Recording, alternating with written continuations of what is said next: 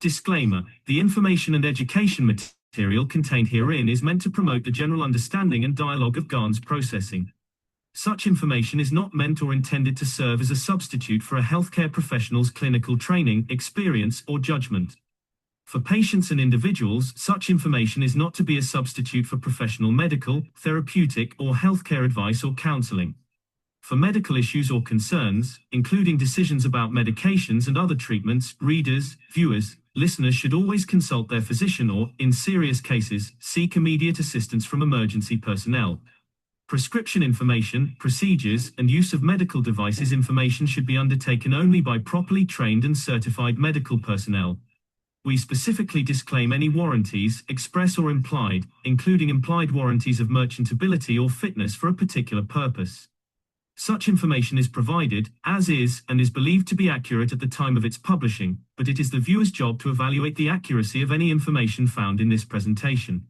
Every case presented is of their own experience, applied by themselves for themselves, and it applies to their case only. Every person experiencing health problems should seek professional medical advice and consult their course of treatment with a doctor.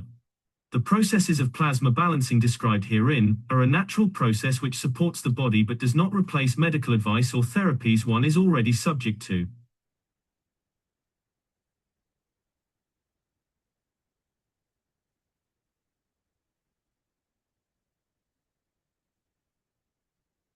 Thank you so much, everybody, for being here on this beautiful Sunday afternoon.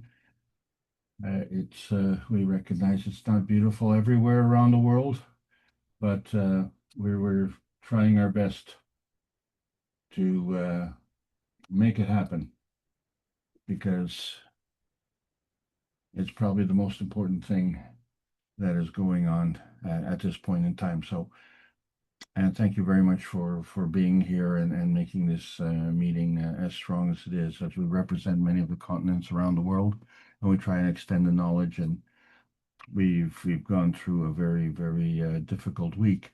The purpose of these teachings here, of course, is for us to all learn and apply this knowledge in our own way, and of course convey that message to other people in the best way as possible, because the vast majority of the population is totally unaware of what's going on. And interestingly enough, just on a personal note here, I had the opportunity to speak to 4 different people within the last couple of days, and maybe that is a sign of things to come. But I was clearly challenged because they had absolutely no knowledge of what we were doing with the foundation, and basically had to repeat myself 4 times. But of course, it was in a different context and a different way to introduce it. And so this becomes a challenge for all of us. So each of us has our own way to bring this information forward. And what we want to do is to open up the door so that people can see what is possible, what is going on in the background, and how it's affecting our lives. And then this is really the bottom line. How is it affecting our lives, and what is it going to mean for the future generations? And how far down the road are we talking about? So this is the Keshe Foundation Spaceship Institute Teachings on Plasma Science. We are discussing the intermediate nanotech. The subject is the dimension point, and my name is Alexander. I'm from Canada. It is July the 20th, 2025. This is part of the Keshe Foundation North America Plasma Education Series.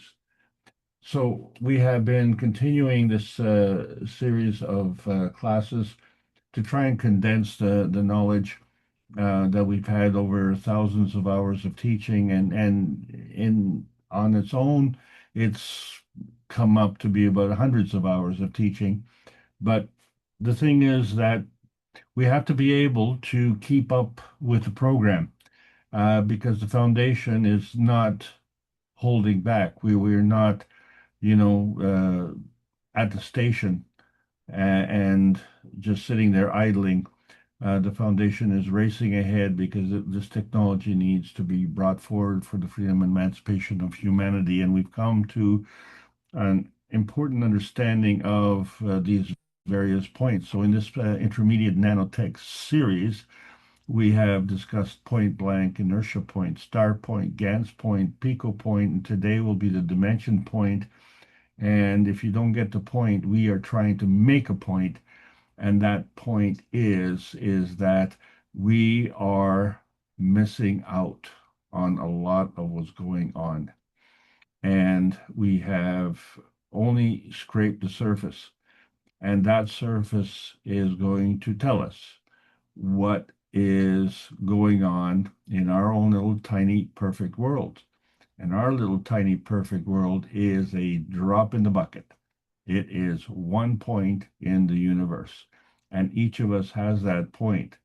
So what we have to realize is that that point is not insignificant. It is very insignificant, very insignificant.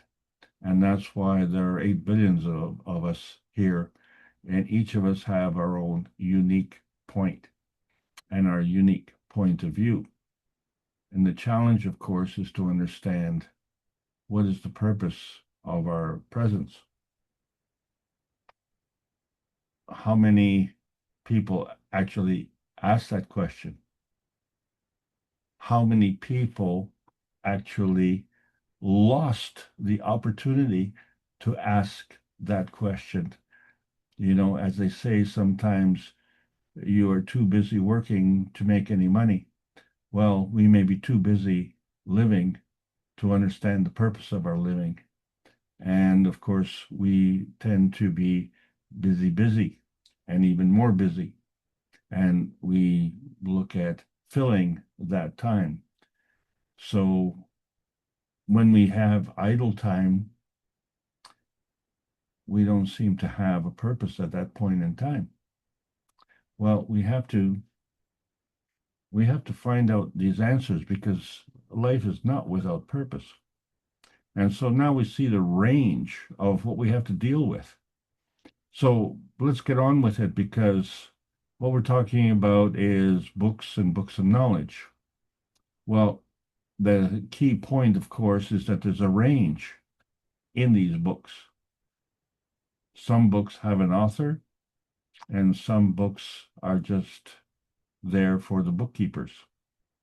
And so most of us are preoccupied with the most important thing on this planet. Well, of course, it's money. Let's make sure we have lots of money. And I think that involves the majority of the population, without a doubt.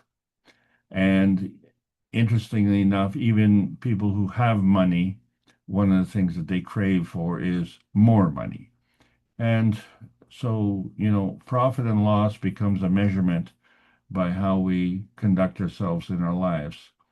And realistically, it's so sad when you see someone who has an extraordinary amount of money, and they have been unable to affect the peace and prosperity of their communities, other than their selfish needs for their selfish family.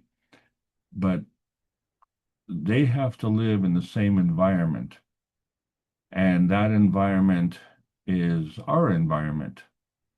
So that environment does not discriminate between the poor and the rich. So the profitability and lossability of our existence is one form of measurement to keep score. But the way the universe works, the scorekeeping is the gravitational force fields minus the magnetical force fields, and that equals the inertia point. And where is that inertia point? Well, we didn't specify. So when we look at the books of Marin Telbakolikesh, book number 1 is the Universal Order of Creation of Matter. And again, not specified. Generally talking about matter, dark matter, antimatter. The convergence of these matters, all of the different energy state coming together with a representation of a matter state.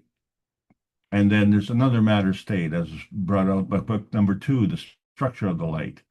And then there's a connection between one matter state and another matter state. And it's this light that is actually connecting that. And we haven't specified the matter state. We haven't specified the light either. We just assume, based on our educational system today, and the fact that most people are just looking at the superficial aspect of it, we say, oh, well, when you're talking about light, that's the light that we see in the daylight. And at night, well, we have to light it up. And then there's book number 3, The Origin of the Universe. And how many of us are really concerned about the origin of the universe? Because we're just in that little point in man's universe. And, the discussion of 2 universes working together and coming from one, splitting into 2, is a novel concept. And maybe for the mature knowledge seekers, we're just starting to kind of absorb that knowledge and accept it and see how it plays in our lives. But the majority of the population is totally oblivious to this, what's going on. And it is a shock to the system. So this is why we're here. We're trying to figure out, how do we explain this in practical terms, because that's what we're trying to do. For 385 weeks, Rick Crammond and the members of the Universal Council have been trying to explain the one planet, one nation, one race for justice and world peace, because the earth is our home, and it's everybody's home. And when we talk about the Universal Council, we are beyond the Earth space. We're talking about other planets, other solar systems, other universes, and beyond. And so there are things that are unseen. And we can liken that to just living in a valley, and we're surrounded by mountains. And so we see our little tiny perfect world as being residing between 2 mountain ranges. And what's on the other side? No, never mind. Out of sight, out of mind. We don't see it. We don't know what it is, and we don't care.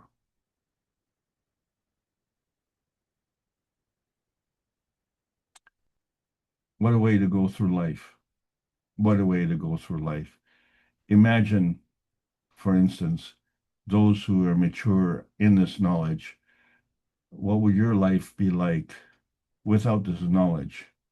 And the word depressing comes to mind, because without understanding the plasma rule, where the higher strength feeds the weaker strength, we work on the earthbound rule, where the higher strength eats the weaker strength, or the higher strength kills the weaker strength, and it becomes a conflict point.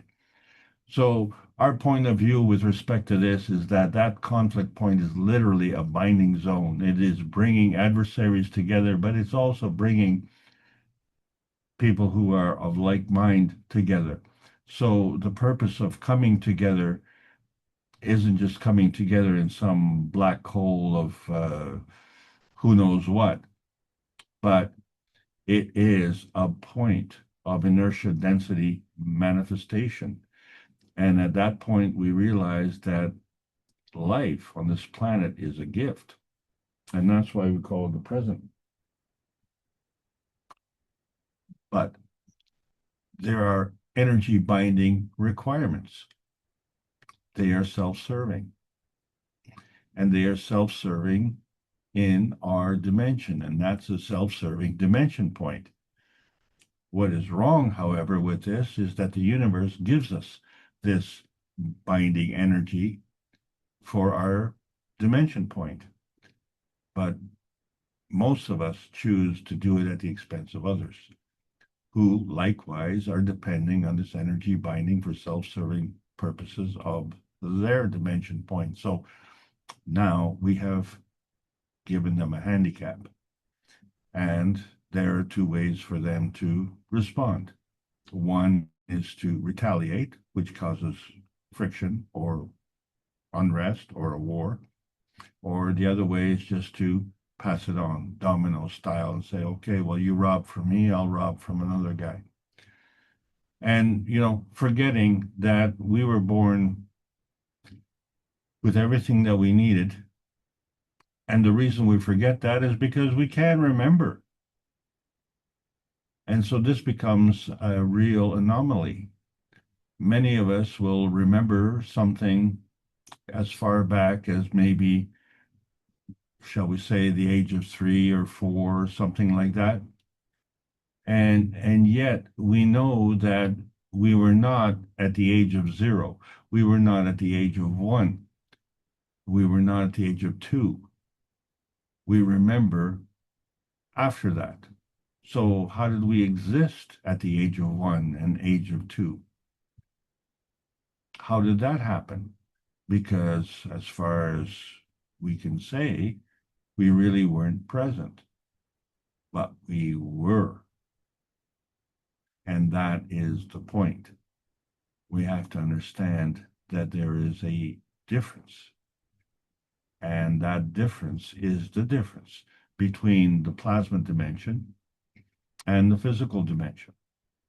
And wherever we are, that is the point of where we are. And that's what we're culminating in this series of the intermediate nanotech, because we have now arrived at that dimension point. And that dimension point is our point where we have to realize this planet doesn't really need us. In fact, this planet suffers for our being here.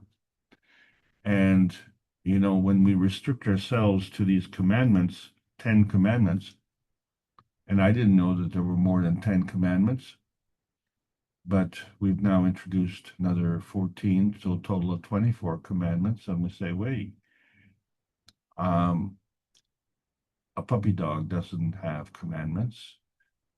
Cabbage doesn't have commandments, but we do. And who is giving us these commandments? And why are they giving? Why do we need these commandments? From the age of 0, when we were born, to the time when we first remember, in age of 3 or 4, we couldn't read about these commandments. We must have obeyed these commandments because that's how we survived. And so that survival was unconditional. But not all babies survive to that age. And that is something that most of us are unaware of. So we're going to say that that is the majority. But there is a minority who see things differently. And so this is where the conflict comes in, because it violates these commandments. So if you could argue that we are not supposed to violate these commandments, but there are people who do, are they the ones who wrote the commandments? So, well, do as I say, but don't do as I do. And that's a funny thing your parents might say to you. But what is the end result? We are all debilitated in our vitality.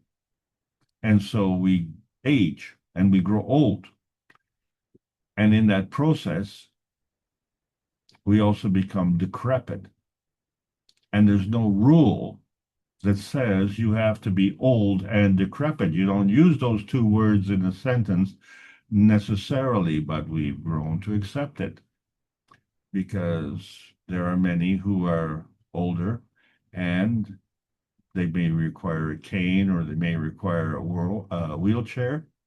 And I'm not talking about casualties from war. I'm talking about just people who have aged over time and their vitality has been diminished. And yet, as we protest the lack of vitality, we find that there are young and decrepit. So it doesn't follow that old and decrepit, if they are put in the same phrase, in the same sentence, it only pertains to senior citizens. It pertains to our youth as well. What is it that has changed? And I think what has changed, we are safe to say, is that the impact that we've made on this planet has been to the detriment of the planet. And who suffers? Well, yes, the planet suffers, but the decrepit suffer as well. And so we are all suffering in that regard. So the vitality enhancement coming from the Universal Body Enhancement Spaceship Units produced by the Keshe Foundation, it give us this combination of life-giving gold. And that gold is in an emotional field strength, and it's in a physical field strength. And that's not a disability. That is a feature. So there's more that requires enhancement. So we don't just need the regular fuel that we have come to rely on, which we are stealing from Mother Earth in so many ways, and stealing from the horizontal people and the vertical people, and it becomes our way of life. But we need a super vitality enhancement. And we have always had that. We just didn't know. And now that we know, what difference will it make? How will that change your life? And when will it change your life? So these are the questions you not only have to ask yourself, but others have to ask themselves. And they need to be appraised that this is a different pathway. Everyone is used to traveling on the transmission highway. There is a transition highway and there's a transmutation highway, and each one is traveling at a faster rate, a higher rate of energy. And most of us, we only see the single path, the lowest path. And so we were forced during the pandemic to introduce the cups of life. We were forced to do that because we had problems with life on this planet. And so we introduced the nanocoding process of the monatomic science, which was enhancing the inner strength, the inner space, the emotional strength, and therefore the physical strength. And we produced the cups of life.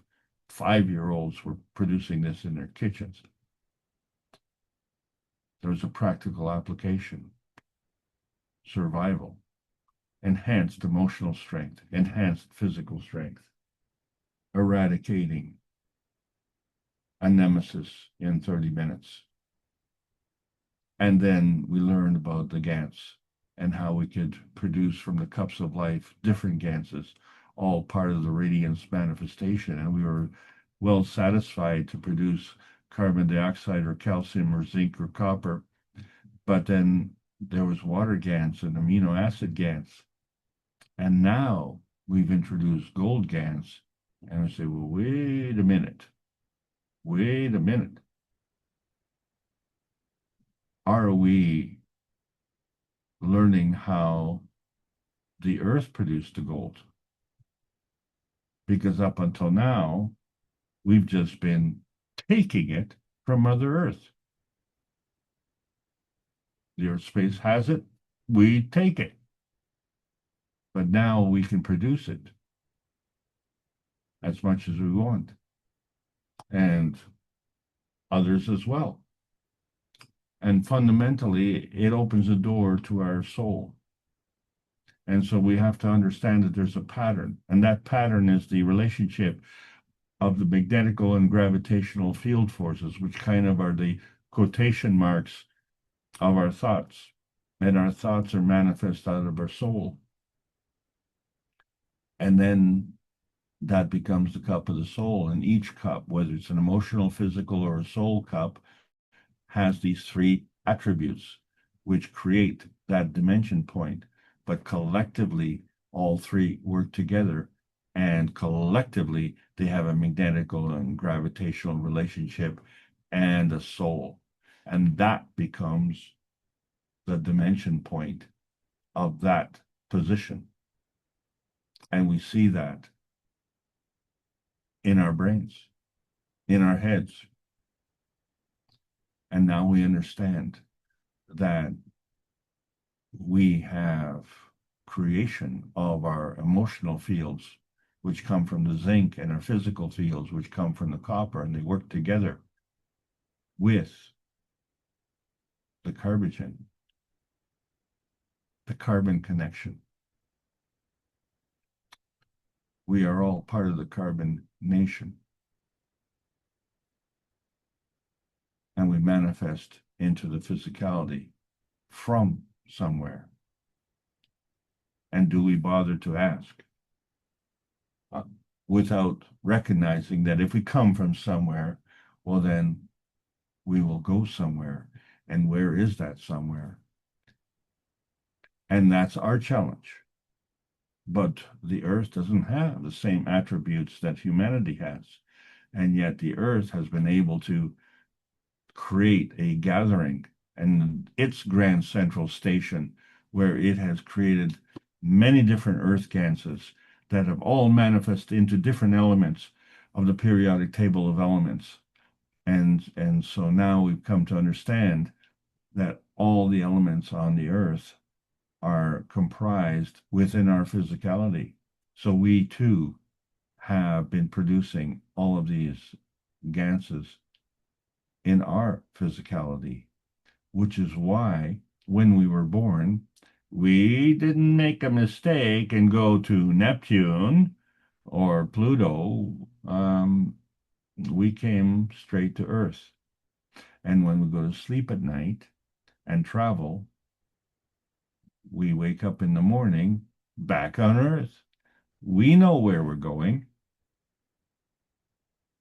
We don't have to do anything about it.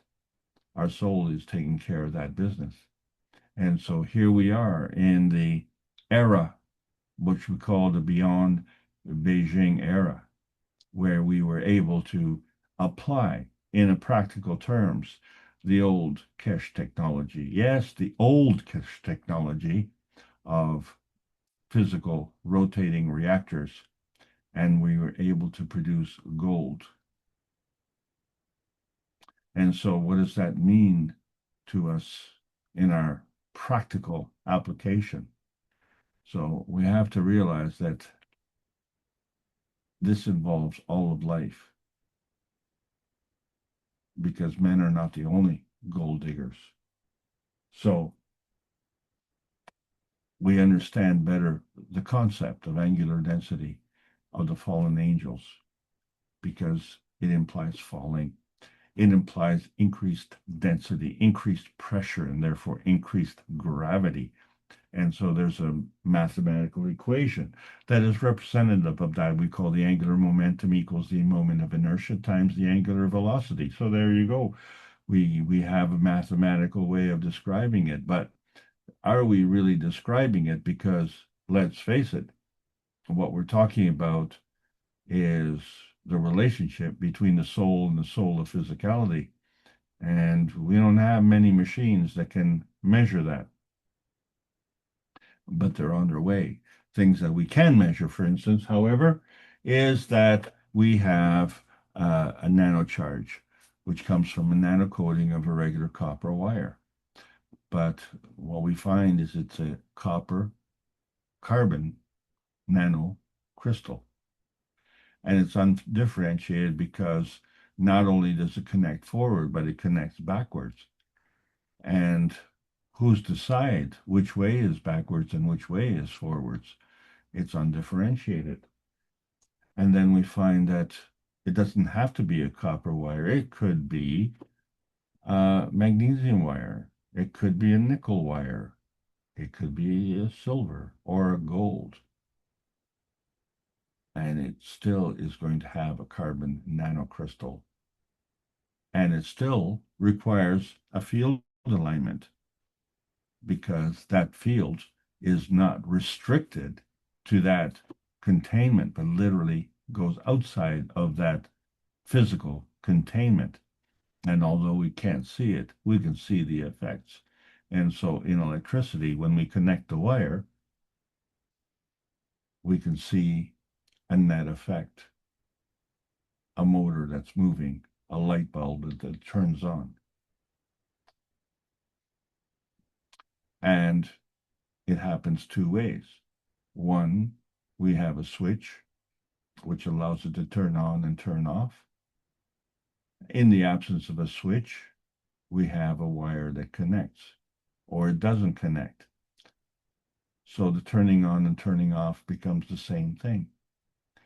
But now we introduce the GaNs, and we find that it's more magnetical. In other words, we have a multitude of nanopoints, and they create a GaNs point. And in that way, we are able to increase the energy transfer. So this concept of singularity, where we say it's a point, it doesn't say where that point is because there's no relationship. So it's undifferentiated. And it could be a point or it could be a post. It's something that will support. And what will it support? And where will it support? And then we look at frequency. It's part of light matter. And for most of us, that's the only thing that does matter. But then we find that the representation of light matter is frequency, pressure, and heat. And then there's a range. So the frequency changes. And so we find that the higher the frequency, the more gravitational it becomes. And the less the frequency, more magnetical it becomes. And this is understood as light, as physical light. And so there's light on one side and there's darkness on the other side. Well, if you're full of light, then you're full of gravitational. And if it's dark, well, then you're full of magnetical. But that magnetical empties you out. So you have to fill up again. And the only way to get it is from the light, because the light is gravitational. Okay, then. So what does that mean?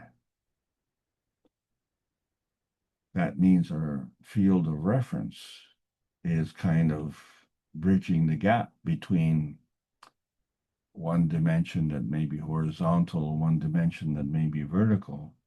And then, of course, the combination of those, which we call the inertia point, has a distinct gravitational point and a magnetical point. And so we only accept the most dense, the physical. And then we say, well, let there be light, because the light isn't that physical. Well, yes, it is. The physical light is physical. But light on its own, as an undifferentiated description, doesn't mean it's physical. Physical means you can see it and you can touch it and you can feel the frequency, pressure, and the heat. But light is a universal energy transfer medium.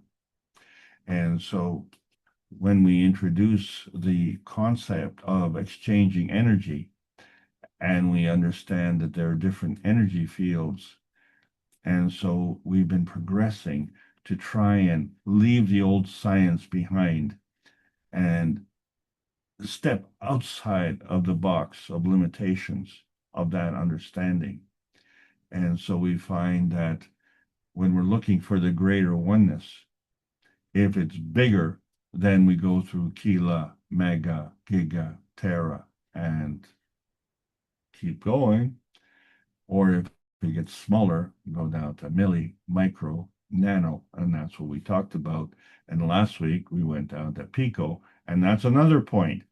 But what happens when you go beyond those extremes? Well, clearly there's a flat line. And on the other side is a flatness. And so based on surface to volume ratios, we find that the smaller it goes, the higher the magnetical field. Except that the higher the magnetical field, the smaller the field. In order to be smaller, it has to be gravitational. This is an anomaly, and it's very confusing. So which is it? Is it gravitational or is it magnetical?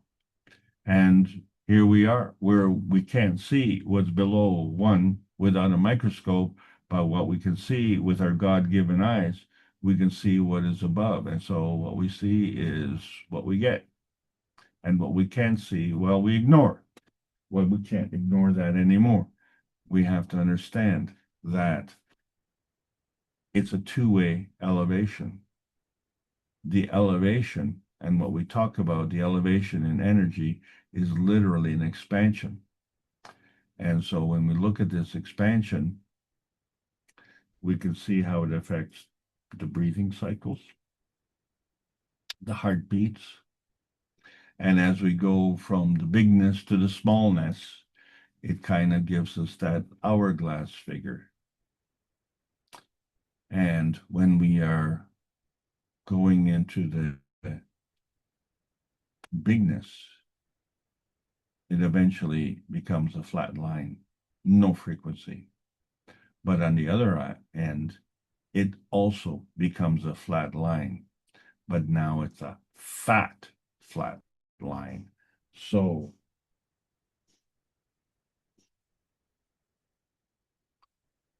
that one is gravitational, and the thin one is magnetical. So the rules are the higher strength feeds the weaker strength. So the gravitational feeds the magnetical. So now we have a set of criteria to follow, because introducing the concept of duality is 2 points, things working in tandem like a partnership, and we call it the twinity.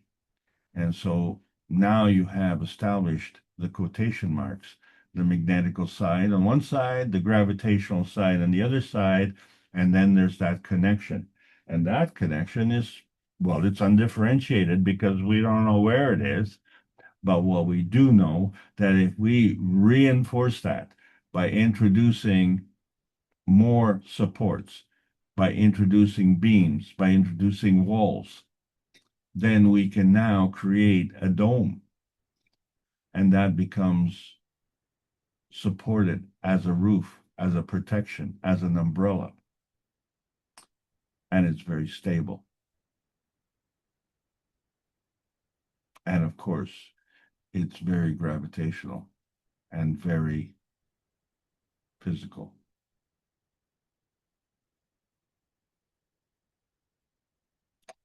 And it enables us to do many, many things. So let's look at it and understand that because of that context,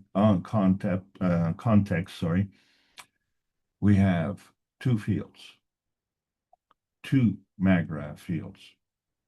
And where in those MAGRAV fields are, they're either above 1 or below 1. And so the anomaly of the larger field having more strength being gravitational, and the tiniest field having the highest surface to volume ratio, it becomes magnetical. But when we look at the core of the Earth, as the field gets smaller and smaller, it is gravitational. So we still have to resolve this anomaly. And the only way that we can do that is to understand this whole concept of dimension building, where you add a second point and connect one, you add a third point and connect two, or you add a fourth point and you connect three. And that gives you this structure of dimension building, and it's undifferentiated until we put it in to a star formation. So the base of the star is gravitational because it is of a higher energy strength. And it is of higher energy strength because there's a collective of 3 points, and the magnetical is of a weaker strength because it only has 1 point. But it's still undifferentiated. It's just a concept. And then there's a plasma field that we introduce, like the Gans point, and that Gans point needs to be specific. It's a specific Gans, and that makes it differentiated. But we still don't know what it is because we have no relationship. So if we look at the star point, which is what we're talking about, then we have a magnetical gravitational orientation. And then in order for us to differentiate that, we have to have this Gans containment. And then this has to be more gravitational because it is drawing energy in. And then to exist in that process, it still has to exchange energy because energy is always in motion. So, like the profit and loss statement, as the energy is coming in, we are increasing our capabilities. We are increasing our gravitational capability, and it allows us to give more. And we need to give more so that we can take more. And in that process, we now have the fundamentals of star component. And in order to have a relationship, we have to have a polarity. And so to understand the relationship of our magnetical gravitational field force with another magnetical gravitational field force. So they can be head to head or head to tail, but the interaction of those fields become an inertia point. And that inertia point can exist as a gravitational point. Why? Because it is the combination of two star points. So now you have more, and more is always more. That's the nature of more. And then to identify that inertia point, you have to create a bonding point with the neighbors. Do those neighbors have to be right next door? Well, conceptually, we kind of understand that. However, plasmatically, nearness and proximity has a different connotation. It has a connection magnetically to the gravitational energy, where the gravitational gives and the magnetical takes. From that inertia point, it has to give magnetically, and then that inertia point has to gravitationally take. And if that sounds like doublespeak, well, it is. It's a two-way street. So we can grow or we can atrophy. We can create or we can decay. We can have more or we can have less. Or we can be catalytic, like the sun, give unconditionally. And where does the sun get its energy from? So now when we look at this dimension, now we have to say, okay, this is how we determine dimension positioning. And it just undifferentiated because what we're talking about is that we have one matter state, which is coming together of the antimatter, dark matter, and matter state, and another matter state, the coming together of the antimatter, dark matter, and matter state, and the connection of the structure of light, which then has to come from somewhere. and then it has to go somewhere. It has to exist. And that is how book number 2 interacts with 2 books of number 1. 1 book of number 2 and 2 books of number 1. And then we introduce the 3rd dimension, the carbon inertia highways. And we have the physicality. And that's what we see. Well, that's what we see because that is the light that we see. And where did that light come from? And that is what we don't see. And because we don't see it, we don't recognize it. Well, we have to recognize it because that's where it came from. So that means our point of view has to change. Or does that mean, well, now our world is really upside down? Well, look at the dimension building and understand that each of these connections is an overlapping field, right? In order to make a point, you have to have 2 points to do that. So that point becomes an inertia point, which is the convergence of 2 other fields. And each point in this dimension building has that facet. So conceptually, this is the beginning of the dimension building. And as these inertia points come together and they work together, that becomes a gravitational foundation. And then they have a relationship. And it's through that relationship that creates that field. And it's specific. At that point, it becomes differentiated. So now we know, shall we say, the mechanics of it. But then in order to differentiate, we have to have a relationship. So we still have that gravitational relationship, but gravitational with respect to what? And so we see that that has created a gravitational foundation, and that becomes an inertia point containment. And so that's what we did with that star formation in Beijing, where we demonstrated how we produce gold. We have this star formation where we have 4 pairs of dueling reactors. And they're not dueling, they're complementing each other, which each reactor is an inertia point. And then the combination of the 2 reactions of the 2 reactors becomes an inertia point on the star. And then the 4 points on the star create an inertia point. And that inertia point leads to the manifestation of gold. So conceptually, when we talk about the nanotech, yes, these are monatomic particles on a copper substrate. But then there's a nano picostate. It's even smaller. And it too follows the rules of the monatomic layers. And it creates monatomic star formations.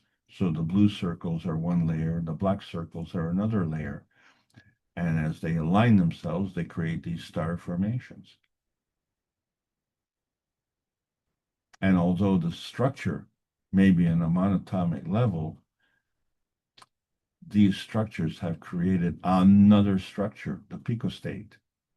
And so if we look at the side view, we see this monatomic energy flow, which has developed a synergy, because you have one star formation that is adding on to another star formation. And as you go from point to point, it becomes additive. And as the points get smaller, they have a higher energy to give. Based on surface to volume ratio, it's a higher negative charge, more giving. And the more giving means more receiving. And then this becomes multiple monatomic energy flows in the nanostate. And we have this multiple picostate and it's all a superconductor at room temperature. And why is that amazing? After all, it doesn't matter what the temperature is outside, our body temperature is constant. And that constancy is room temperature. Not so amazing, is it? It's perfectly normal. So when we look at the pico point, we say, okay, well, it's 3 orders of magnitude smaller than nanopoints. So it has a higher still surface to volume ratio. Well, that's 1,000 times more energy. And then when you bring these clusters together, and now you see how these pointy points are coming together. And so each of these points also becomes higher still surface to volume ratio. And then when you see these pointy points come together into a star formation, and now you see how the multiplier effect comes in. So you have the culmination of the containment of the different picopoints into a picostar, and each of the points on the picostar have the same effect as the Gans explosion that we saw through the expansion of the Gans material. So it's just that the pico nanocoating is a precursor for the Gans, and then leads us to the star point, the pure plasma energy. But it's undifferentiated. What we can't see is that this is just part of the matter state, or is it another layer higher, another higher energy point. So when we look at the historical plasma star formation, we see that we can have multiple energy states within the same energy state. We don't have to leave the Earth space. We have our matter state, we have our Gans state, but we also have our plasma state and our dynamic plasma state. And so we did that with, in the privacy of our own home or in the privacy of our own body. And so we have this gravitational grounding and this magnetical giving that is part of the star formation. And our point is that dimension point that comes together as the dynamic plasma state, which is the inertia point in the star formation. And that is just one point, you see. And the Gans star is made the same way. So now we know how we created the dimension point. It's the way the Gans star is created. It has a magnetical gravitational relationship and a star containment in the core. And then that is derived from the monatomic inertia product of the pico point, graduating to the pico cluster, graduating to a pico star. And so we see the pico star formation. So you can see that there's a pattern. And it came to my attention that we are experiencing chip wars. And I'm not talking about fish and chips or things like that. I'm talking about computer chips. And so as those wars are continuing, we are graduating from the transition of energy through physical means, graduating to light energy transfer. And it's interesting to note that there's a company that is actually named after this, and they're called Light Matter. And what they've managed to do is to create a magnetical gravitational field, and within that field they have this point containment, which happens to be light. And so there is a dimension containment within that field. And each of these points are data points. And so we're looking at data transfer using light matter. Well, I just wanted to bring to you your attention to that, because this is the leading technology in computer science. However, we have another plasma matter, which has genome data points, and it is light years ahead of that technology. It's called RNA, and the transfer energy from the RNA to the DNA. And it's been around for ages. And it is a transference of data points through the amino star.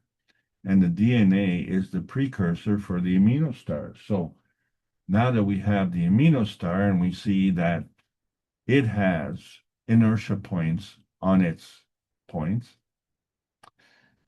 which of course are additive. And then we have the plasma point, which is the GANS itself. And then we wrapped up in a bag of skin, and we see that the GANS has an affinity which is very familiar to us. It's highly reactive. It reacts to emission spectra. It facilitates absorption, and it is a natural lie detector, and it's a natural love detector, and it's a natural communicator. Well, there's something very familiar about this because it represents humanity. And GANS is a superconductor at room temperature. And didn't we just say that we are a superconductor at room temperature? So it isn't a novel exercise in understanding this. It is something we should have known from the very, very beginning, because from the time that we were born to the time that we remember, we had to depend on this. And those who survived were successful in depending on that. And so we now see the GANS effect, where it either could be oxidized or not be oxidized. And so we have the copper oxide, which affects the muscles, and the zinc oxide, which affects the mood, and the carbon dioxide, which affects the overall health of the individual. But then when we substitute the oxygen combination for a hydrogen combination, we see the creation of iron, which is part of our blood, which circulates throughout the body, and of course, around the head, around the brain. And all of this motion, it has to do with understanding the dimension of one transition matter, bringing together the X, Y, and Z axis as a dimension point, and it could be negative, and another dimension matter of X, Y, and Z coming together, another transition matter, which is another point, and it could be positive. The two of them come together and create this transfer state. And so the negative positive junction is the NP junction. And so at that point, that becomes a dimension point. And so this is now the summary of the nanoparticles. They're monatomic, they have a high surface to volume ratio. They are orders of magnitude stronger than our physicality, and they emanate these perpendicular field forces, which are plasmatic force fields of attraction and repulsion. And we have even picoparticles, which are 3 orders of magnitude higher surface to volume ratio, and they too have plasmatic force fields of attraction and repulsion.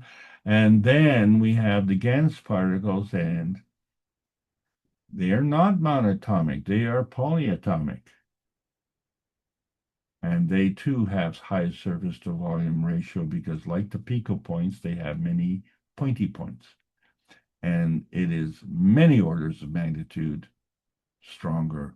And so the plasmatic force fields of attraction and repulsion are enhanced by many orders of magnitude. We didn't say how many, but what we know is that at the core is the picocore, and that is highly, highly gravitational. And then the explosion of the energy that comes out of that is highly, highly magnetical.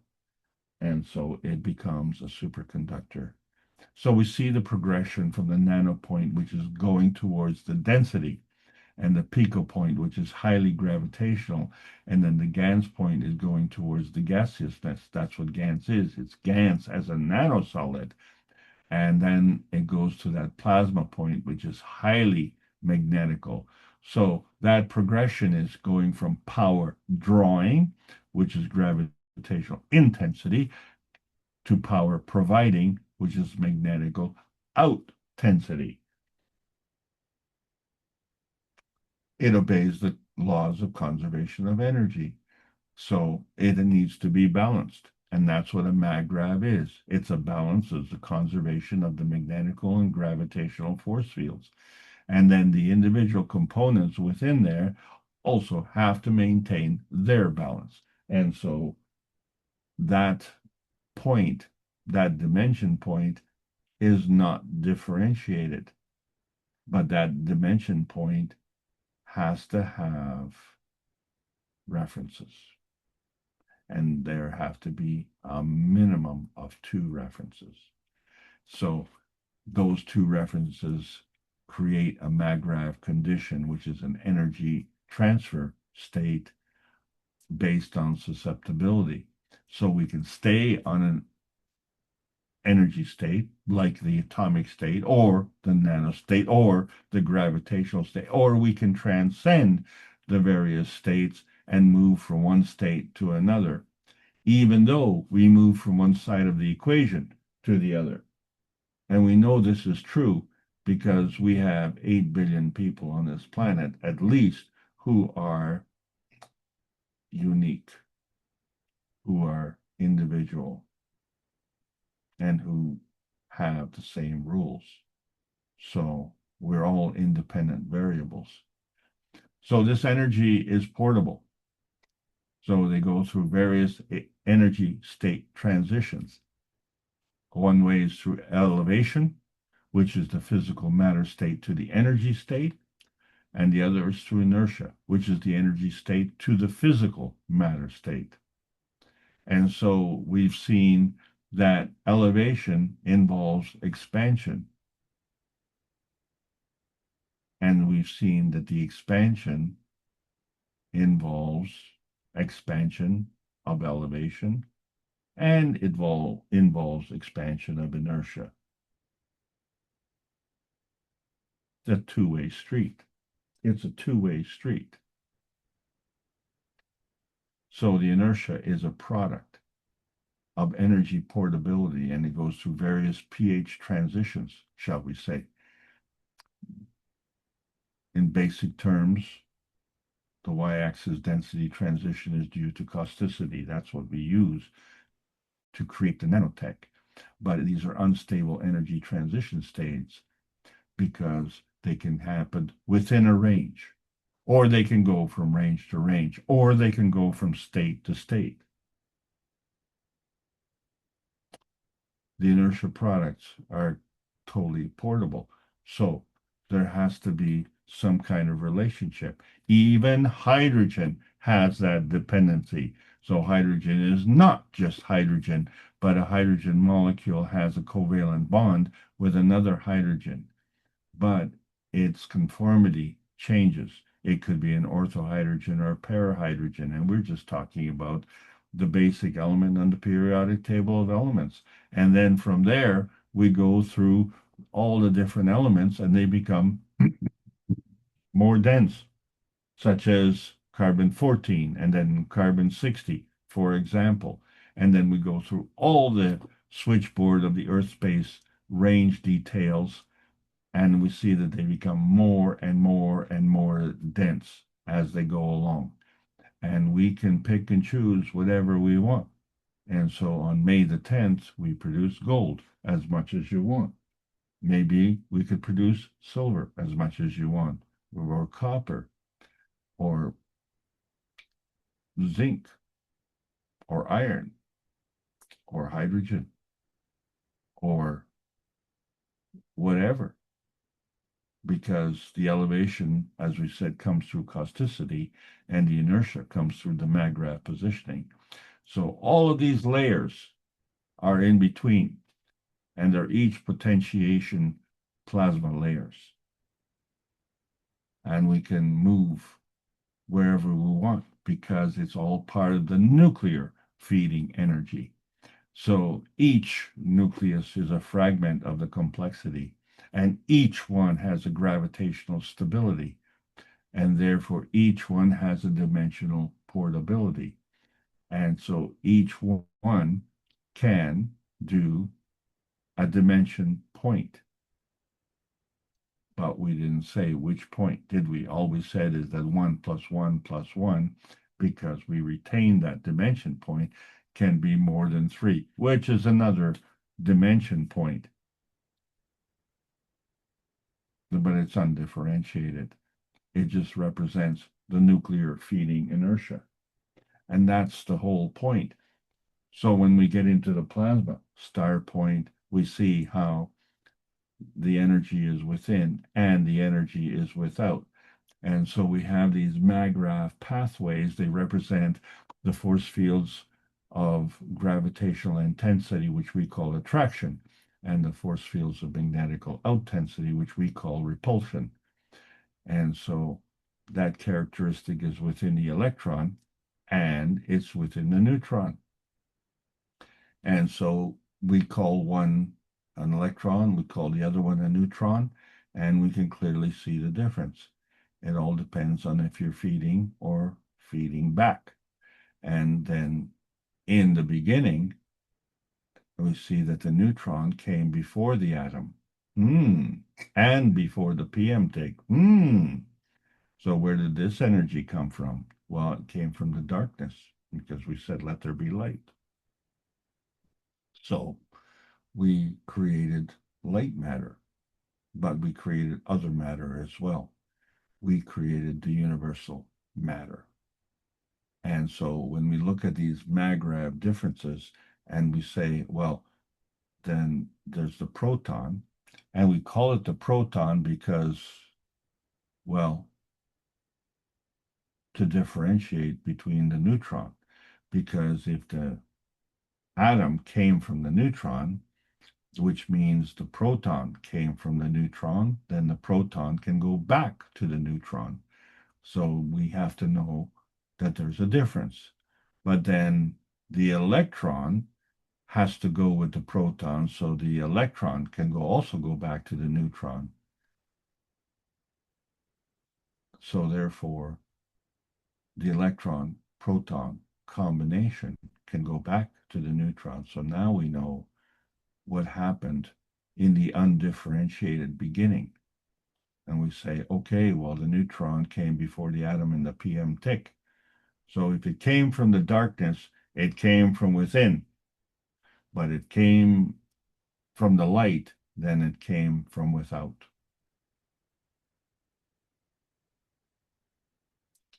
So now we understand the principle of principal matter, the PM ticks being the principal matter, being the magnetical energy that fills the universe. These are all energy packs, and they come together in the force field dilution of the antimatter, dark matter, and the matter gen to create this plasma gen conversion, and therefore make a maggrav, which is gravitational. But what kind of maggrav is it? Until we have a reference point, and that reference point is our Earth space. And so that maggrav interacts with the Earth space maggrav, creates a field interaction, which we call the inertia. And we either create some kind of individual element or some kind of molecule or some kind of finished product, like humanity. So it all comes together from different plasma fields, and each of these plasma fields has a personality. Each of these plasma fields has a dimension point, and so bringing them together, there's a reference. They will always have a different energy state. So one will always be gravitational, one will always be magnetical. It just, will there be a common denominator? So when they come together, they can create that dimension point. And that dimension point will have an orientation, which is magnetical and gravitational. And then it will have that field containment. and at the core will be that dimension point. And so we have created a matter plasma dimension, but we didn't say which one. All we said is that there is a physical matter state which we can touch and we can see, but there's a plasmatic matter state which we cannot touch or cannot see. And so in that regard, everything that we see from our point of view is the feedback state. And we are feedback dominant, forgetting that our feedback dominant state started when we first began to remember at maybe the age of 3 or 4 or 5 or whatever. But prior to that, we couldn't remember. And we were not feedback dominant at that point, were we? We were feeding dominant. We were totally dependent on outside forces. And we survived very nicely. So, where did we fall off the tracks? Well, we have to understand that we were part of the gravitational confirmation system, where we have this emission spectrum that is created.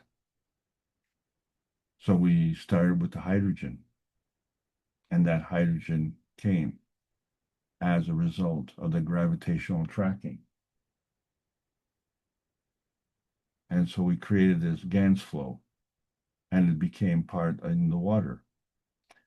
And so we see that not only can GANS exchange energy, but water can exchange energy. So therefore, water can give and take. That's the characteristic of GANS. It gives and takes energy. So the GANS can exchange magnetical energy, and it exchanges gravitational energy. And so we see the structure of the water, where we have 8 electrons and 8 protons, and a mass of a neutron, a mass of 8. And that creates your oxygen. But if you add 2 hydrogens to that, then you have a water GANS. Isn't that interesting? And that becomes the solvent of life on this planet. And we see at the core the dimension point, the creation of that. So it wasn't enough just for the hydrogen. We had to have the oxygen as well. So the oxygen followed the same rules and created its own gravitational tracking. And so we see that this GANS that is within us, our bag of skin, it gives and takes energy. So as a solid, it's on the physical plane, but as a gas, it's on the emotional plane. And so as a plasma gas, we find that carbon dioxide is life-giving. So carbon is part of our humanity nation. Our body is a GANS spaceship, and we are traveling on the Earth spaceship. So that GANS point is a convergence of these energies, and we see that it creates a seed point. That becomes the seed point for the GANS star. And we see the same similarity with a dandelion.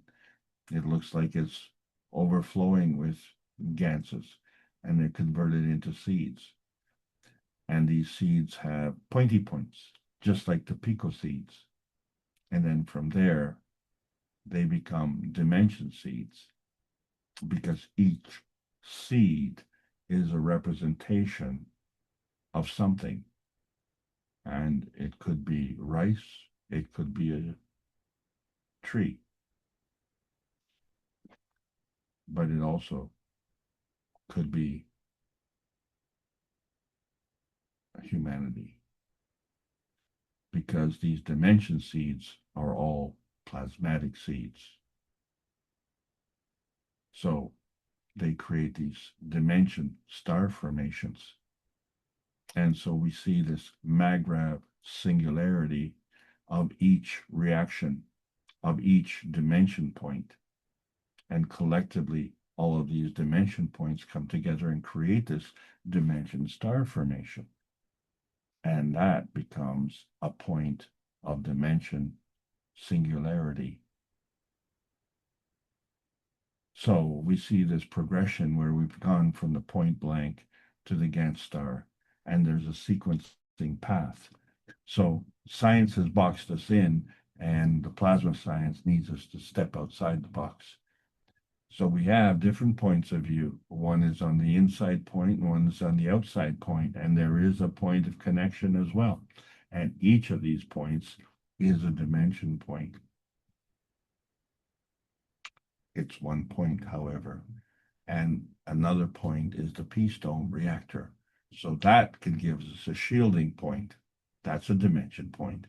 Or it can give us a star positioning, which is another dimension point.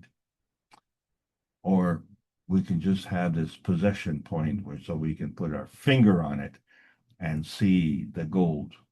That too is a dimension point. But when we look at the rotating star points as were demonstrated in Beijing, we were converting dimensional seed points. This was a show of singularity. And this was what we refer to as the obsolete technology, which we were showing for the first time.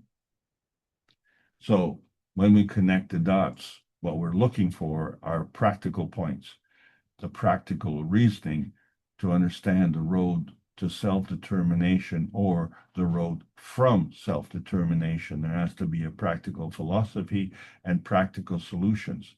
So what we're looking for is the practical currency of life. And that is our job, to build this humanity inertia. And so we have Gantt's shielding points to shield ourselves from hostiles and from aggression and from environmental harm, from fear-mongering, and the most insidious emotional abuse. As we head into uncharted territory, many of us, we're really not sure where we are. But we are many stars going beyond the nano monatomic state. And there's a range. We cover that range from decay to radiation. And our knowledge is actually ancestral intelligence. We are the technology. We are the inertia product. And we are the image of our dimensional Gantt point. So if we can draw the energy from the universe, which is giving us the soul food, then we need to tune in and plug into the creator, turn on to that power and drop out of that resistance and create and receive our inertia point. Then we have to provide the pattern and then we get the energy. That's the rule. And we've discovered that in practical terms on May the 10th, where we were able to produce gold as much as you want, the way nature did it. So we don't have to be gold diggers anymore. So calling all the research teams to join the Kesh space plasma teams to bring together the practical applications, to bring together the greater oneness that we have tried for 599 weeks in a row through the Knowledge Seekers workshops, to allow us to suddenly transcend the limitations of nuclear science. We are on the verge of a major technology release because it's hard to sleep when our beds are burning. We require a rescue on scientific terms, financial, political, and the preservation of our species, because we came here for a purpose. And many of us are going to get the chance to travel, to fly with the captain on July 25th. There will be another session. And then after that will be more advanced teaching. So we can understand how we're bringing together the three books, book number 1, book number 2, and book number 3. And we are the observers. We are the fudgers. We are the ones who are trying to apply our point of view and to see how does this advanced science affect us in practical terms, and how can we bring peace and harmony, not only to this planet, but at the very least, peace and harmony to our own existence. Our mission is to bring peace on earth and join humanity with the universal community. We want to bring man as equal to all the beings in the universe by teaching the plasma science and technology equally to everyone, that no one is left out and no one is abused due to lack of knowledge. So help us achieve this goal, because you are a participant in this exercise. This is Keshe Foundation Spaceship Institute teachings on plasma science. So welcoming all the beautiful knowledge seekers of the carbon nations, learning about the new selection process of the new plasma science. The World Peace Treaty needs to be chosen. It needs to be signed, and to be signed with sincerity. Mean it. The point of the true nanotech is to maintain integrity, and the peace dome of outer space can be an umbrella or a fountain, and you can choose. And is the inertia of the present governed by the dimensions of history? Well, yes, it is. And it is time to learn the history of self in a universal context, because the inertia of a peaceful self can migrate as a superconductor. The dimension point is non-specific. It is the emotional point between our belief and our experience. So plasma science needs to continue to be delivered daily via the Peace Dome in a practical exchange for peace on Earth. So welcome to the new golden outer space age. Not only is this the end of the lesson, but this is the end of the intermediate nanotech series. I hope you've enjoyed it. Thank you so much for allowing me to present. Okay, thank you very much, Alex, for a deeper understanding in so many ways. Let's see if any of the participants would like to raise a question or have you clarify one of your points. Anyone would like to raise a question? Or did it trigger anything within you? Or confirm something that you've been wondering about?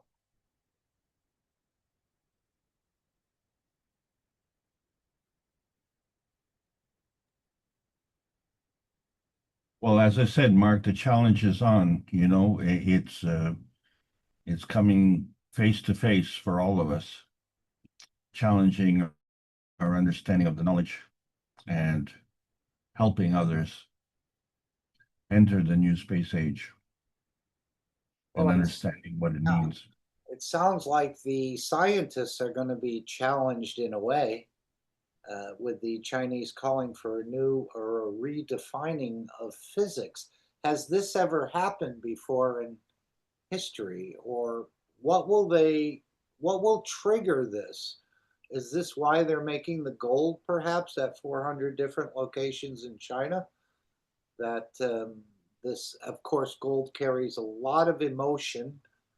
This is in our RNA, I think, in the ancestors. We've always, as humanity, have prized this metal in so many ways. So will it be the gold? What will cause these two camps? Obviously, there'll be one of the current understanding, and there'll be another camp who wants to change the or redefine physics according to the new understanding of the world of creation. So, what will trigger this, and how long will this take to actually start to rewrite the books in the universities that the rest can actually benefit? I'm not sure what will trigger it, and I'm not sure, or will they come to the conclusion that it's still unsettled science? We haven't really settled it. Although we have the gold in front of us, we see it, we test it, but yet we don't want to change our scientific understanding. It does seem like there'll be a little bit of a battleground here.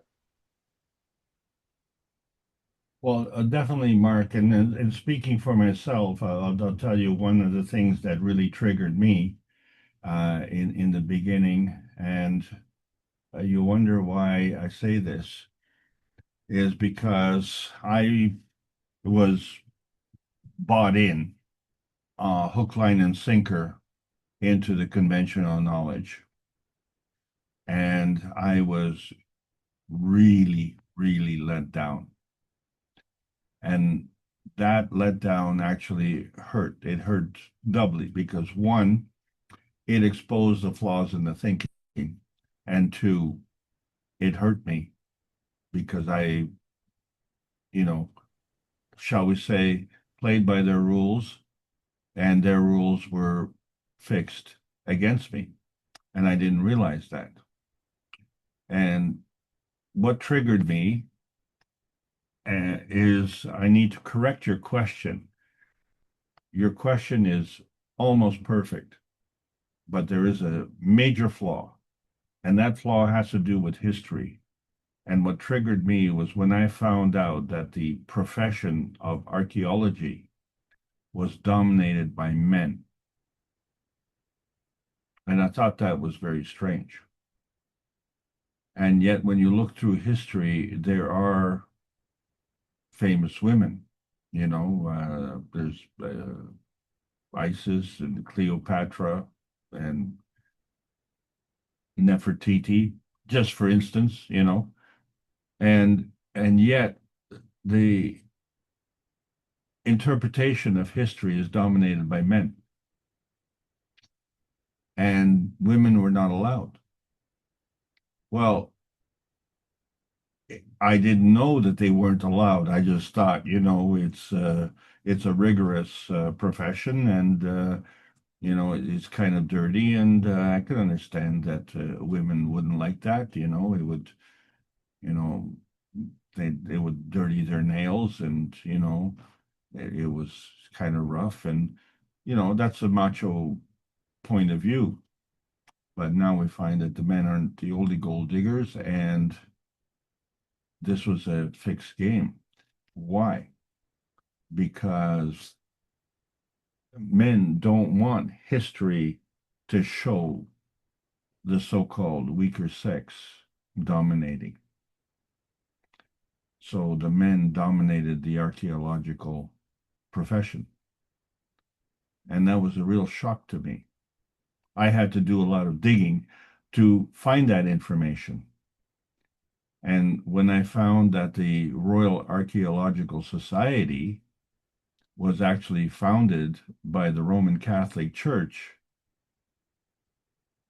I couldn't see the connection. It was very strange.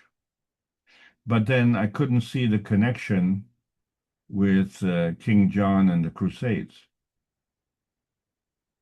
Why would crusaders from Britannia ride on horseback, if you will, all the way to the Middle East to fight for something with the infidels?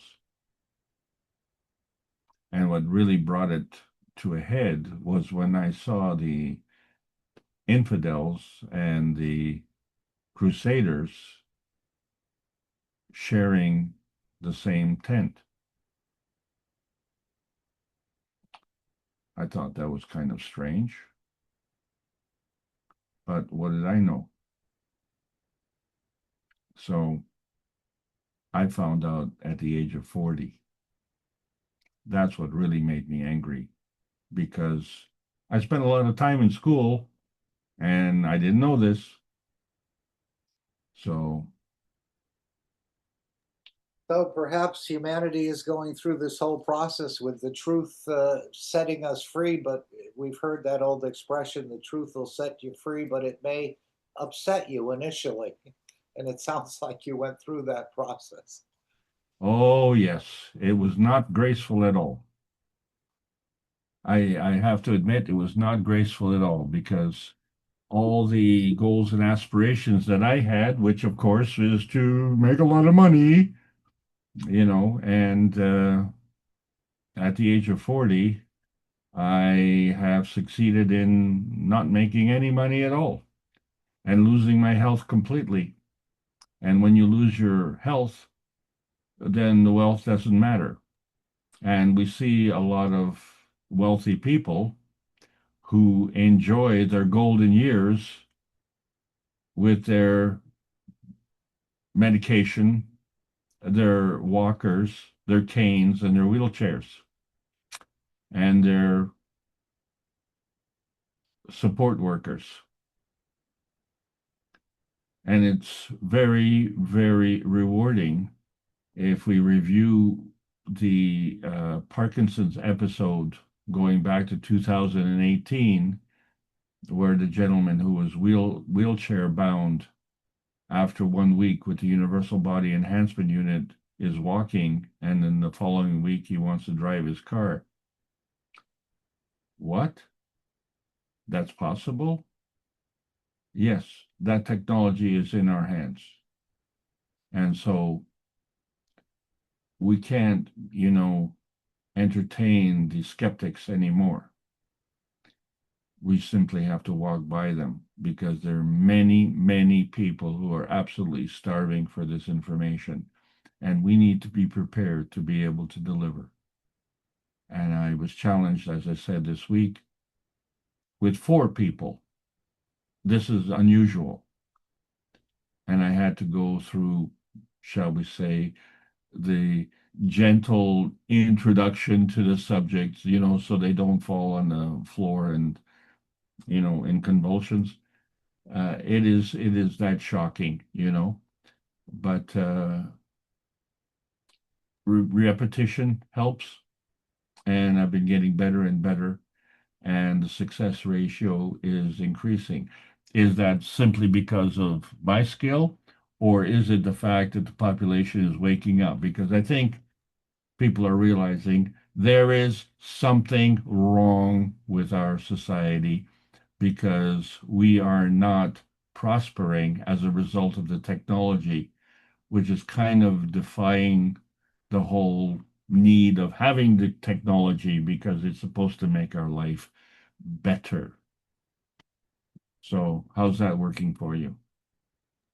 Did you inform them that they could feed themselves without eating? That should cause them to walk away or tell you, get out of here. I went through that process when Mr. Ketch said you could feed yourself without eating. I said, there is no way I can imagine. How could you feed yourself without eating? But we've come to mature a little bit and understand that it is a transfer of energy rather than the matter state. And Yeah, so that part wasn't part of the introductory. I was gonna say, I kind of can't kind have of my overlooked chocolate that part. cake and milk. Yeah, yeah. Right. Sometimes you have to approach rather gently. But that was Well, excellent. I think the entire humanity is being softened up or being enlightened in a way to realize that maybe there's more. I've always thought there was more, but I could never find it until we got to the Keshe Foundation. I mean, I thought I found some things and in your work or in your cars or other possessions and things, but it certainly never satisfied at all the way this understanding of the creation and how creation works and the creator and the rest of this. It's much, much more satisfying. And I think well, this is what that hole is within us that we're looking to fill. And we try everything, but no one's ever explained this whole dimension of matter, state, and energy, and that we operate in 2 dimensions. Never could well, think out of the box like that. well, to waylay your fears, in introducing that subject to people, I will tell you that pretty much each and every one of them made the comment that it was not possible to have this conversation with many of their friends because even though that perhaps they wanted to, because they themselves would have the same reservation, you see, because from them they don't have the knowledge. So to introduce the subject, it would invite scorn. Why are you talking about that nonsense? and so they would not get a satisfactory answer. So they were in fact grateful, despite the fact that, maybe they had a shock or that they didn't have the full understanding. The fact that the subject was introduced and the fact that we talked about it, and frankly, some of the discussions went, well, the longest one was 3 hours, and you say, well, how can you talk for 3 hours? Well, because we have a lot to say, and it wasn't boring. And in fact, um I had to slow down the conversation because they wouldn't stop. And this is the same thing how we introduced the Knowledge Seekers workshops to the Brazilian community. We did the classes there and we invited questions, and after 4 hours of questions, I said, "Hey, everybody, like, give me a break." you know the hunger is there. And as soon as you start feeding them, they become ravenous. And that is a very good thing. So, this is an inherent characteristic of humanity. Knowledge seekers want to know, and not for the sake of just knowing. It's not for the sake of bragging. It's the sake of the practical application of living. Back to you, sir. All right. Anyone else want to join the conversation? Raise an issue? Put a question forward? In my understanding, you've spoken about inertia, and I know Mr. Kesh had talked about at one time that inertia was connected to the matter state. But then later on, he informed us that the soul has its own inertia, and I guess the universe has an inertia as well, but it's not in the matter state. This is what I was always thinking. So, does the soul have an inertia, or is there an inertia in the energy dimension as well as the matter dimension? I think the answer is obvious. It's yes, because every dimension has to have an inertia point bonding. So there has to be a reference. And in the absence of a reference, it becomes a PM tick. So in that point, it becomes an inertia point that is traversing the universe.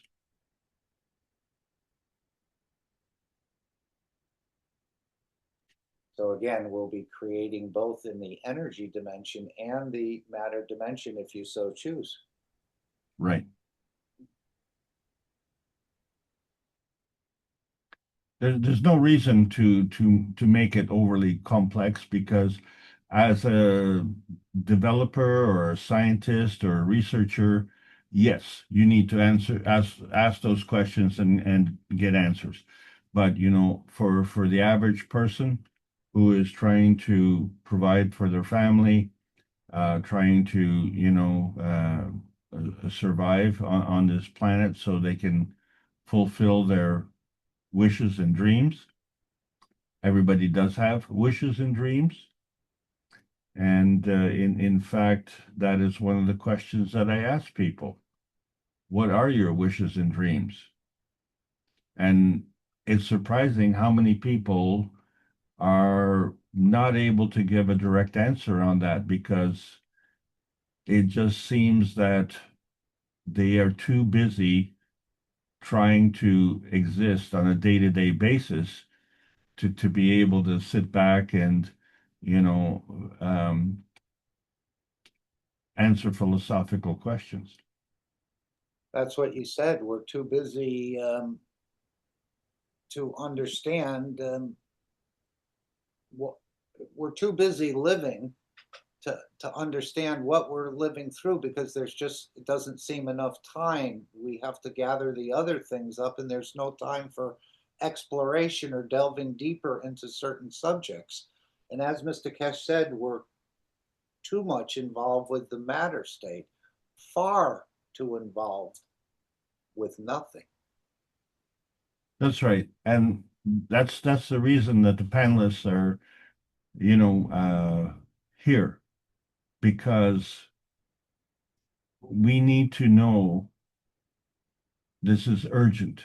We need to know how we can navigate through this thing, because I'm sure that everyone on this panel today knows that things are changing.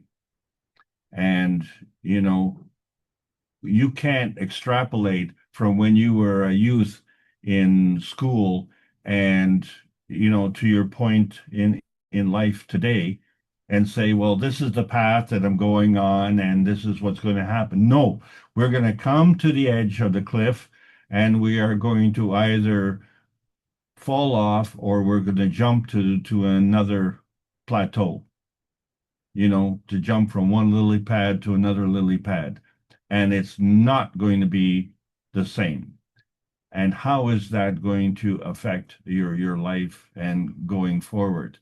We need to answer those questions because we are talking about a point in time which is within our common existence. Months, weeks, and days,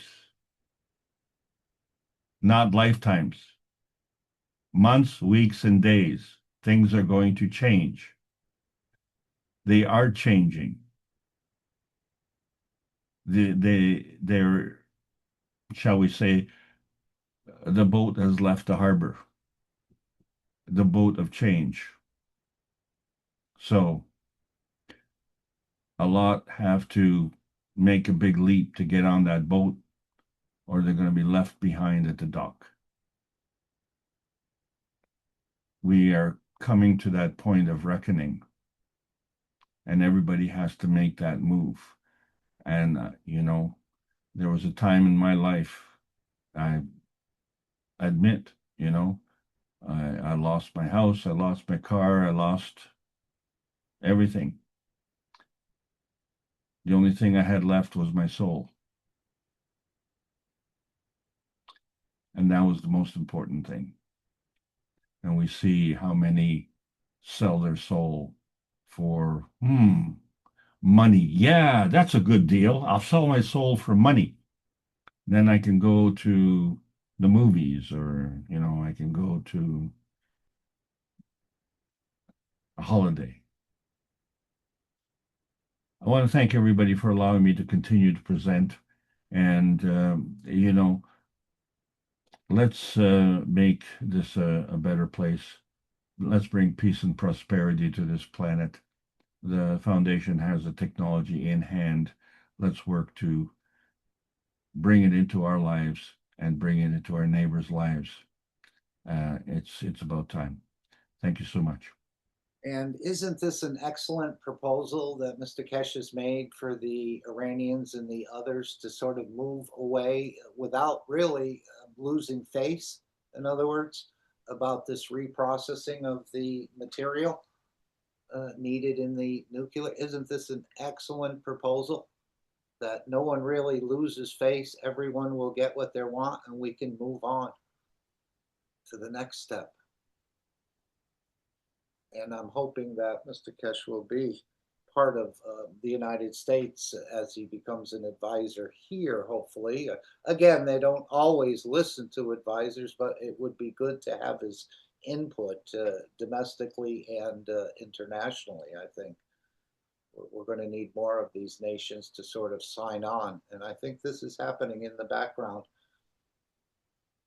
Can I give you some advice that a liquidator gave me advice, and it's very appropriate. One, people said, where do you get all this merchandise from? Do you steal it? He says, why would I steal it when I can buy it by the truckload? So it would be stupid to steal it. And then the second thing he said, don't get married to your inventory. And, you know, if you think about it, that's what we are. We are married to our materialistic gains. Why do we need those? Well, we need them on our journey, but we don't have to carry all that baggage. And so we are at the point now where we can convert that baggage into energy, and we just have to carry that energy. And we have to learn how to create what we need on demand. Right. Because We've been so misguided.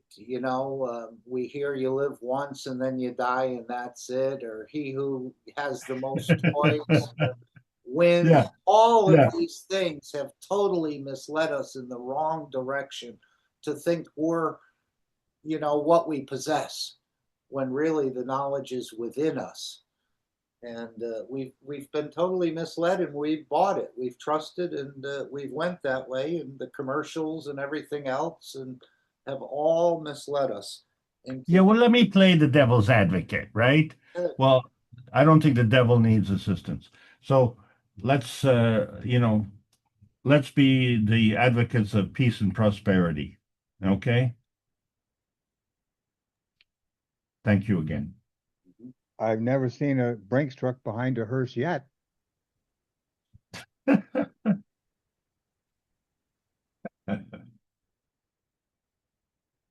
again, what area will the Chinese come out with? Will it be wellness? I'm thinking it's going to be material production, which should have a huge deflationary effect on the entire global. If you can create the copper and the silver and the gold and other materials, the oils, this is going to have a huge, huge deflationary effect on everything. Well, yes, there are people who are, craving those materialistic things. But that craving gets tempered when you lose your health, and then you start to realize, hey, those materialistic things aren't as important as your health is. So, yes, you brought up the fact of the wellness. Yes, absolutely. We are moving ahead very, very rapidly because that is something that is affecting the majority of population. The number of people that I run into who have, who are, shall we say, not medicated, is very, very few. Now, I'm pleased to report that I have run into some of those people, but I must insist, it's very, very, very few. So, this is a humanity-wide problem, and we've grown to accept that. But what alternative do we have? So we are now presenting an alternative, and as people wake up to that thing, they have to learn how to apply it. And we are still at the wakey stage, so we have lots of work to do. We don't have to worry about make work projects. We have lots to do and lots of people to help. So Mr. Kesh has provided plenty of reference materials. I don't know if the Chinese will be teaching a new science or a new understanding, or we'll just go back to the books and the articles and the papers that were published. It's like he's already given us the instruction manual that we can use to, in a way, share with the others the understanding. It's already been, it's not that it will continue to be developed, but the baseline is already there. It's not like the Chinese are going to come up with something in a way new. No, it's just that we have we don't have anything to give up or forego. We are absorbing the new knowledge in a proper context. I'm going to say proper context because it's consistent. It makes sense. And then if they wish to, shall we say, present it in a kind of a different form, the only reason for that is to be able to draw the existing knowledge into it, and so that they're paying their respects to the existing knowledge, and likewise from our standpoint, we don't have to burn all the books, you know. That's not our mission. Our mission is to add to the knowledge. So the fact that they're already willing to, shall we say, modify the knowledge slightly, but they will determine the inadequacies, because those inadequacies will be glaring, and you know, we're just offering them different points of view, and that's exactly what I'm doing with these classes. Is I'm trying to make a presentation in different points of view, because each of us can draw on that and apply it in our own way. The scientists are obliged, you know, by their degrees and their status to still pay, you know, respect to that. But, you know, if they want to move forward, the sooner they transition to adopting the new technology in its true form, the sooner they will reap the rewards. Right, and once one nut is cracked, like in material production, then we move to wellness, or we move to energy production and the space travel. It should all flow rather nicely once the first one is cracked. Well, they all have to go simultaneously, you know, because it's just like the soul heals the body, you know. We don't do the kidney on Monday and the liver on Tuesday, you know. It's all every day, all the time. And so the soul has the capability to provide, and we as a knowledge seekers, uh, you know, we don't want to let anyone fall through the cracks. But it's not our choice. We can just offer, and if they accept, then we move forward. And if they don't accept, well, we just give them time, and you know, everyone is in his own, shall we say, time frame. Right. Okay, anyone else? Thank you very much, Alex, for being with us and presenting here again today. Anyone else would like to raise a point, make a comment, ask a question, or take an exception with what's been shared today?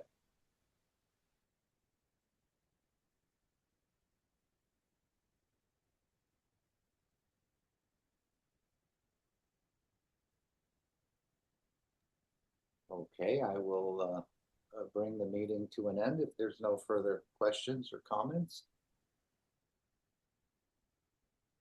Well done again, Mark. Very well. We're all doing well, and we're doing much better than we could ever expect that we could even be in this position. Most people, but I was glad to hear that the people you talked to were quite interested in the at least speaking about it. And I know Mr. Kesh had said that a lot of people are waiting till they see it on CNN or something like this. But with the energies of the sun and what's happening on the earth through our systems, I think more and more people will sort of gravitate towards that sort of understanding, or at least be willing to explore it, not just shut it off, saying this sounds just too far-fetched and I can't entertain it at all. Just tell me the score of the last football game and we'll be fine. So I think there's an enlightenment happening across the board. And of course, this, as he said, we're not teaching for the man, we're teaching for the universe. And the universe is also being, in a way, educated or enlightened to a different level of understanding. Even though they're quite far advanced from us, they still need the enlightenment, I believe,